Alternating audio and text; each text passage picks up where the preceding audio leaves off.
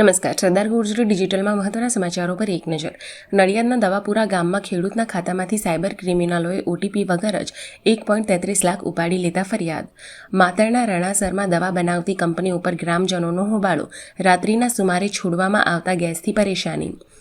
મહુધાના બલોલમાં મૃતક ખેડૂતના નામે ખોટો પાવર ઓફ એટર્ની બનાવી જમીન વેચી દેતા 3 વિરુદ્ધ ફરિયાદ. પેટલાદ પાલિકાની જગ્યામાંથી વૃક્ષો કાપવાની ભૂલ ભારે પડી. જવાબદાર વ્યક્તિને 7.50 લાખ ઉપરાંતનો દંડ. આણંદમાં આઈસર વેચાણના 3.10 લાખના ચેક રિટર્ન કેસમાં મોગરીના શખ્સને 13 મહિનાની કેદ. 11મી માર્ચ સુધીમાં સ્થાનિક સ્વરાજ્યની ચૂંટણી માટે મતદાર યાદી તૈયાર કરવા ચૂંટણી પંચનો આદેશ. ગુજરાત બાર કાઉન્સિલ ચૂંટણીની મતગણતરી આજથી શરૂ થશે.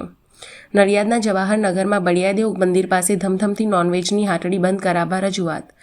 આકલાવ એપીએમસીના ડિરેક્ટર નગીનભાઈ સોલંકીએ આપ્યું રાજીનામું. આણંદ રેલવે સ્ટેશન નજીક શ્રમિક યુવાનોનો ગળે ફાંસો ખાઈને આપઘાત.